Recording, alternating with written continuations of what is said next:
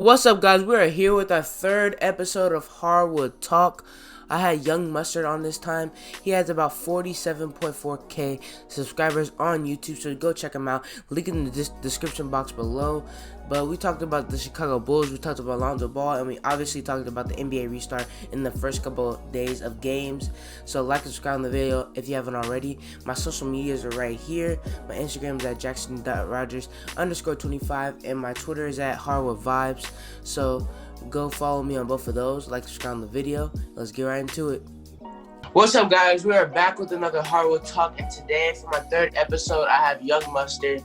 Young Mustard, how many subscribers do you have? And I'm gonna tell them where to find you. How many subs do you have?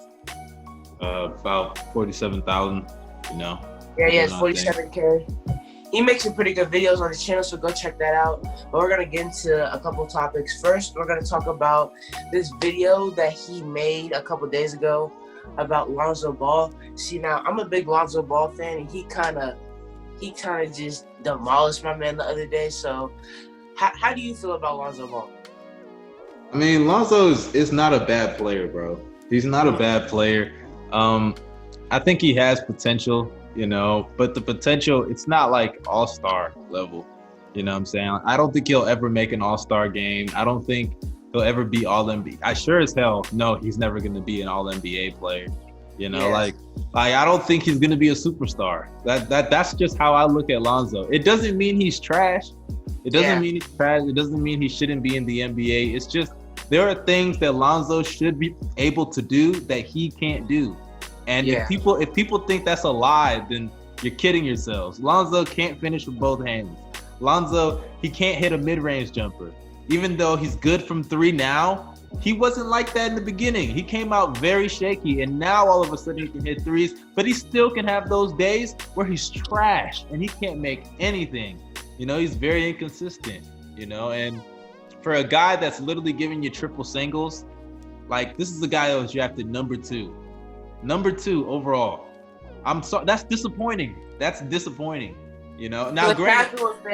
the casual fan, they think Lonzo's biggest weakness is that he's not a good three-point shooter, but in reality, his biggest weakness is that he can't finish on one side of the ball, on one side of the ball, and that's insane. So I'm a big Lonzo fan for all of his strengths. He's a great passer. He's a great rebounder for his position. I feel like he could make an all defensive team one day. Oh yeah, that's possible. I feel like he's great on the defensive side of the ball, but he is reliant to be valuable on the floor. He's reliant on one player, and that player cannot stay in shape and is injured half the time, and that's Zion Williamson. If Zion Williamson is not in the game, and this is coming from a Lonzo fan, he just is not valuable when he's not on the court. He's not. If he's not going 4 for 6 from three off of catch and shoots from Brandon Ingram's drives and kicks, if he's not doing that and Zion's not on the court, he's close to not doing anything on the floor besides being a good defender, and that's great. He's a great defender, and now it's actually a weakness for him coming out of college. So like that's like the one thing that like was like wrong or like right about him. So yeah, and I just think honestly, bro, like Lonzo, the problem with Lonzo as a player is in the half-court setting, he's only reliable from three. Like, that's it. He's only a threat from three. And even from three, he can be good. Like, as of late, he's been playing pretty trash from three in the bubble and everything. But before the season ended, he was shooting really well from three. But it was because of Zion. Zion's coming back in the lineup really is what helped him, because before Zion came there, Lonzo was not playing well. He was not. He had some moments, but he was not playing well. Yeah, and the finishing thing, and like with the Lakers, like he gets to the basket, right? But if you notice, he's either dunking middle or right hand, right? He like almost can't make a left hand layup. Oh, Lonzo? Yeah, he can't. Lonzo can't finish with his left hand. Yeah, Lonzo can't. And I'm sorry, that's no, we don't do that here, bro. A second overall pick, you can't finish with your left hand. We don't do that, bro. That's disappointing. That's extremely disappointing. We're gonna get into the second topic, and the second topic is your favorite team, the Chicago Bulls. A really popular thing going around now is how bad of a coach Jim Boylan is. Yes, he's garbage. I've seen Jim Boylan coach. I remember that one time when one of his players got hurt and Rick Carlisle had to be the one to call timeout, and he just let them keep playing. So I've seen it up close and personal when I watched him play the Mavs. And he tries to be like Pop, but he's not smart enough to be like Pop. You know what I'm saying? Yeah. He's not smart. He's not a good enough of a coach to put in those set rules for an organization like that, because he's just not a good coach at all. So how do you feel about Jim Boylan? I think I know how you feel, but like, do you feel like that he'll get fired before the season starts, or you think he'll be a coach? Honestly, I think if he was gonna get fired, he would have been fired by now. At this point, I really don't know what the fuck the Bulls are doing. I don't know. I've already told myself I'm thinking about changing teams, bro. I really am, because this is not cool. This is not cool at all. Yeah. Like, Chicago has nothing cool about it other than Derrick Rose since Michael Jordan. There's nothing cool about Chicago Bulls basketball other than Michael Jordan. And that's, I hate to say, like, Derrick Rose is cool. He was nice, but I hate to say it, but he was only nice for about 3 to 4 years. That's all you can say about that. And Jimmy Butler was cool, but where is he? He's not in Chicago anymore. You know, like, we have moments. Derrick Rose will always be loved in that city. Yeah, he'll always be. I always respect Derrick Rose. I always give him his props. He did his thing for us. But at the end of the day, like, that was only a short period of time. The Bulls have had nothing other than that. Other than that era of 2010 to 2015, the Bulls have been shit since Michael Jordan left. You know, and at this point, bro, like Lauri Markkanen, I thought he was going to be a bust coming into the NBA. A lot of people thought he was going to be a bust. I thought he was going to be a bust. Zach LaVine, I had questions about his contract even, and now I'm scared that he may leave. You know, like Zach LaVine. Y'all honestly have a lot of players that are overachieving, honestly. Yeah. Lauri Markkanen, even Wendell Carter when he's on the court is very valuable. Obviously Zach LaVine. I feel like Chris Dunn could get some more minutes because of his defensive prowess, but that's just my opinion. Kobe White has been. Chris Dunn. I like Chris Dunn, but offensively, you know, he has his weaknesses. That's the y'all problem. Y'all have too many good guards for the minutes that y'all have. Chris Dunn, Thomas Satoransky. Yeah, Kobe White. Yeah, Kobe White just needs to take over the keys of the offense, get the starting point guard position, and there needs to be no question about it. You know, I like Kobe White. It's just the problem is he's really only a scorer. You know, he can play make here or there, but it's not consistently. That's not his game. You know. Yeah. And considering the fact that he's a smaller guard, what is he, like 6'1", 6'2"? You know, he's a big guard though. But he's Kobe like White. Kobe White? Yeah, he's like 6'5". Yeah, he's just skinny. You remember? Yeah. Regardless, man, I think Kobe White, as good as he is, he's just somebody that he's really only a scorer. That's about it. Yep. He's not even a great defender. He's not even a great defender at all. But he's not bad. He's not bad. He's not bad, but he's not helping. And considering the fact that he wants to be the starting guard and you're in the backcourt with Zach LaVine, he's not really that great. So and that's why, as much as I hate on Chris Dunn all the time, defensively, he still does come in handy, bro. He's a really good defender. He's one of the best defenders at the point guard position. I think he has a lot of potential on that side, but offensively, you know, that's where the problem comes. What I was thinking about when I think about Kobe White, I just think about Jamal Murray every time I think about Kobe White. And the thing that makes Jamal Murray work is that they have Jokic. Jokic is a playmaker. So Jamal Murray can just score. The Bulls don't have that. So Kobe White can't just be a scorer. Zach LaVine can't just be a scorer. Otto Porter. Otto Porter can't just be a scorer. Well, he got hurt. Porter, I like Porter, but the thing is, Porter did get hurt, so I'm not gonna really like bash him or anything. Yeah. But the problem, honestly, I knew the Bulls were gonna have a bad season as soon as when the season started. We lost to the Cavs, and I was just like, man, it's over. It's over. Like, I remember Colin Sexton dunked on Wendell Carter, and I just knew from that moment forward it was over. And don't get me wrong, I love my team. That's my squad, but I don't even like to watch Bulls games anymore. It's just not fun. It's not fun. There's a lot of big YouTubers on NBA YouTube that are Bulls fans. Rusty Buckets, King of the Fourth Quarter, and they've been pretty bad for a long time.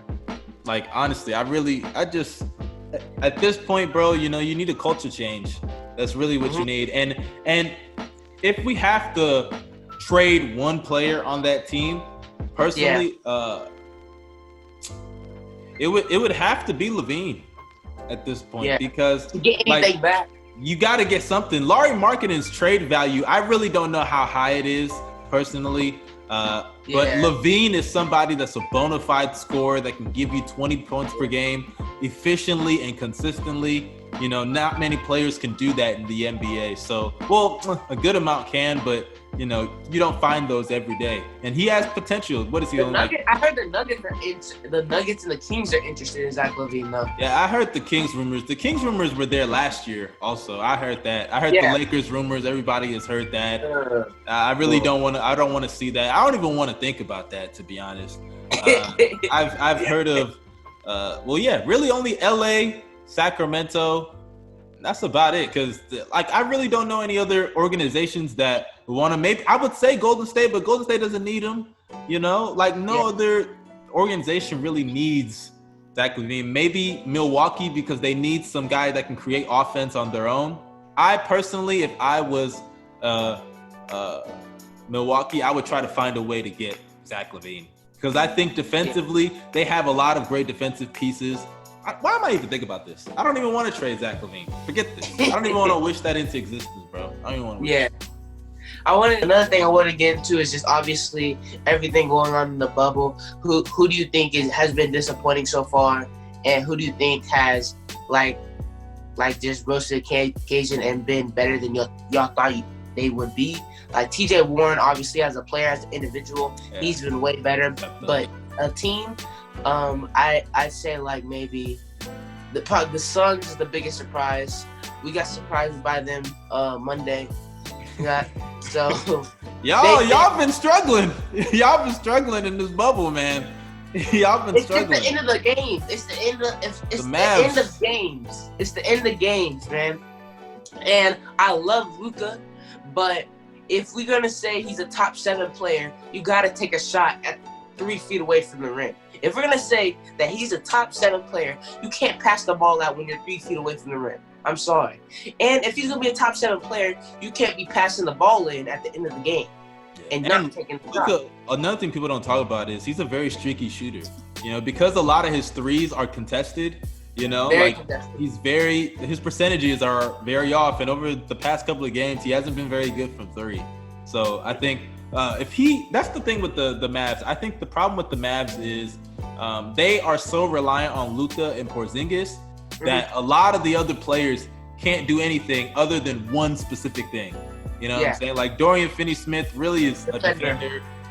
Seth Curry is a great shooter. Scorer. He's become a scorer. In my opinion, Seth Curry is our 3rd best player.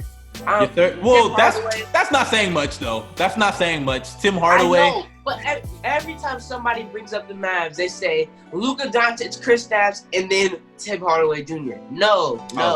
Seth Curry is our 3rd best player. Maybe even Maxi Kleber. Maxi Kleber is very slept on. He's a very valuable player for them. Yes. He's a good 3-point shooter for the amount that he takes. I think Dwight Powell, that was a tough loss for Dallas. He was their 3rd best player. Yeah, he was really good. He was playing well. He was actually not a bad defender either. He was playing well. He wouldn't have let Robert Covington get that rebound over him at the end of the game. I'm just saying. Yeah, he's a really solid player. So, Dallas, I feel like the thing about Dallas, a lot of people didn't even think they'd make the playoffs this year. So, I honestly think they've overachieved. Even if they got swept in the first round by the Clippers or Lakers, they can always come back next year. It's recoverable. A lot of all-time greats have been swept. Magic, Jordan, a lot of them. So it is what it is. And I think that, they could even push some teams to a tough series. That's not a good first-round matchup for any of the top teams. Because it's really not. At the end of the day, a guy like Porzingis and Luka, they can take over any game at any moment. So I think, despite their seeding and their struggles, they always still have a chance to do some damage. It's just concerning that Luka and Kristaps can combine for 70 points and we still lose to the Suns. That's concerning to me. That's very concerning. But it shows the supporting pieces. They can't step up the way that Porzingis and Luka do. And obviously we know that, but there should still, I think the gap between the best players and their role players is such a huge gap that other teams. It's probably that's probably the biggest gap in everybody in the playoffs right now. We probably have the biggest gap from our two best players down. Yeah. Because even the Lakers, Kyle Kuzma or Danny Green or Avery Bradley, when he was playing, they show up. One of them at least shows up to play, you know? Yeah. Well, Kuzma he's been playing well in the bubble. I mean, in the bubble, but he's been kind of poo in the regular season, though, before that. Yeah, he was poo in the regular season, but like in the bubble, he's been pretty good. Dwight Howard has been really good in the bubble as well. Yeah, Dwight Howard has done his thing, especially defensively. But he gets in a lot of foul trouble. Him and JaVale, I feel like that's going to be a big thing that nobody talks about because Kawhi Leonard is great at drawing fouls when he needs to. Last year in the playoffs, he was drawing a lot of fouls. I think especially against the Warriors, either against the Warriors or the conference finals, he was really drawing a lot of fouls. So if he can get to the paint and abuse Dwight and JaVale, I think they really have a shot. And Paul George, I think people are realizing now that when he steps up, the Clippers are really dangerous because the problem with PG has always been health, this year. Yeah. And in the playoffs, he's had really bad moments and he's had really good moments. He just really needs to be consistent. And this year, because of the fact that he can still be him, because he's not playing with like a ball-dominant guy like Russ this time, he's playing with Kawhi, who can kind of play within the flow of an offense more instead of having the offense run through him. I think that PG, he doesn't have to be the best player even. He only has to be the second best player. All he has to do is give an efficient 20 to 22 points, and they're good because Lou Will can give them some points offensively. Montrezl Harrell can give them some points. Now defensively, in the on the perimeter, he can step up on that area. Kawhi can step up. In the paint, it's gonna be a little tough. It's gonna be very tough. It's gonna be very tough. When they play Anthony, they have no answer for Anthony at all. No answer. And I think that Harrell, people are saying Harrell when he comes back, but people act like Harrell is Rudy Gobert. No, he's not a good defender. He's not a great defender at all. He's an energy guy. There's a difference. Yeah, he can have moments, but he's not somebody that I want on a top offensive player in the paint throughout the course of an entire game. I feel like a lot of people mistake that. He's somebody that can get a lot of highlight plays here or there, but that's energy. That's it. That's really what he is. And I really wonder, because if I'm not mistaken, he's on a contract year, right? Yeah, contract year. I'm actually very interested in where he's going to end up next year. Like, if he's going to stay with the Clippers, I would understand that, they give him an extension or whatever. But I wonder what kind of money he gets, because I wonder what teams kind of money offer him. Yeah, I wonder. Because some of these dudes out here, they getting money that they don't deserve. I'm going to keep it real with you. They don't deserve. But Montrezl Harrell, he'll deserve it. He's a dog, man. He'll deserve it. How do you feel about the Houston? How do you feel about the Rockets being? I think they have a shot, man. I think they have a shot. And I'm so glad, a lot of people are realizing this now, but I think they have a shot. I think James Harden is criminally disrespected as a player. I think a lot of people act as if James Harden can't dominate any era of basketball, and that's a complete lie. I think James Harden is one of the greatest scorers that the league has ever seen.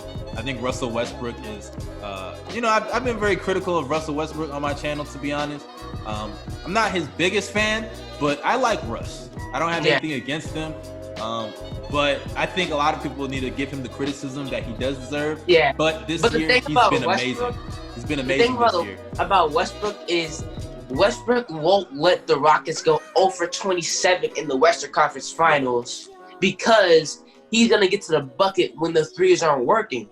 That's what he's so valuable for. Because everyone else on the court besides Westbrook are going to sit there and shoot threes. House, Tucker, Covington, Green, Gordon, Rivers, and Harden driving, or he's shooting a he'll still shoot a step back, Yeah, Westbrook is the one person on that team that won't shoot a three every single time they touch the ball. Mm-hmm. So he's an X factor for them. Yeah, and I think that when it comes to the what did you say, 0 for 27, the 0 for Yeah. 27 with Houston. I think when it comes down to that Western Conference Finals game, I think a lot of that is really because there was no Chris Paul. I think if Chris Paul was there, he would have gotten to his spots in the mid-range game, you know, and really given them a different dimension to work through. But, you know, it doesn't really excuse them for shooting so poorly. But I think that's Trevor Ariza, man, that dude, oh my God. I think that's really what put the nail in his career, honestly. That was it. That was it. Ever since then, you know, he's been floating around, you know, Trailblazers, Kings, you know, but that's it. That's it. I personally would never want him on my team if I was a superstar in the NBA, personally. No disrespect to Trevor Ariza, nice little role player, but after I saw what I saw in the Western Conference Finals, I wouldn't want that. I'm sorry. Yeah. And also, he was pretty good for the Lakers in 09 and 010. Yeah, he was a good role player. He was a good role player, but he's really only money from 3 in the corners. So as far as I'm concerned, PJ Tucker. Yeah, and PJ is a better defender. Yeah. So, you know, there are other players that can give you more. But regardless, it's whatever with Trevor Ariza. But when it comes down to the Rockets, I think they have a legit shot because they got someone like Russ that can give them 30 a night, and he can do it all by attacking the paint and hitting 1 or 2 threes every now and then. And then you got Harden who can do everything offensively. Then you got a bunch of role players that can shoot threes. You know, that's a Daniel recipe. House has been on fire. Yes, I think shout out to Daniel House. Shout out to that dude's from Hightower, bro. He's from Houston. Oh yeah. Yes, he's from Houston, the greatest city in America. Nah. It's not even nobody cares. Dude, nobody cares about Dallas. Nobody cares Dallas about is better Dallas. than Houston. No Dude, cap. we're not gonna get into that, but you know, shout out to Daniel House. You know, I think the Rockets, they got a shot. That's not even Hey, my at least team. we're not San Antonio. But hey. Yeah, San Antonio's boring.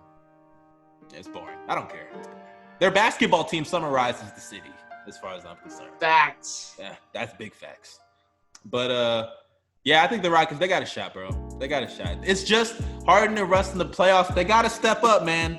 They got to step up because they've had their moments in the past. So honestly, we were talking about that gap thing. If those players under Westbrook and Harden aren't hitting threes, they probably have the biggest gap, honestly. Yeah, because Covington defensively, he's great and all, but he can be streaky from 3. Eric Gordon, he's completely a different player. He hasn't really been playing that well, at least towards the end of the season. But I still think he's reliable in the playoffs. Last year in the playoffs, he was amazing against the Warriors. I think a lot of people forget. He was giving them 20 a game. He was really good against the Warriors last year.